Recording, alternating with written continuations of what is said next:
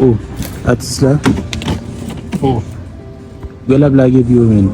Blague pi ki bo bas. Nou bon mes, depi nou e moun bokot malet e Biden.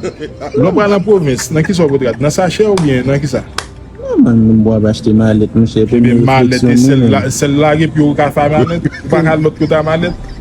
Artiste là, comment ka ede m la bas men? So bezon, so. Mwen chè an bezon bel tab. Vin cheke nan Mikado la, men moun seri de iPhone. Sa ou gè lè si iPhone 22. iPhone 22 zim? Oui. An ale, Mikado gen tout bayi, li ka gen el vwe, an ale. Oh! E sa ou abzi iPhone non, non mwen chè. Non mwen chè, non bro.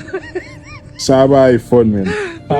Non, sa son tablier men. Son tab ou ka mette nan bureau, ou ka mette nan salon, ou ka mette l koto vle men. Ouais, li rechargeable.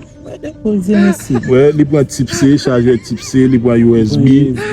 Ou ka fè musique sou li. Ouais, là li gon tiwa, ça c'est chargeur.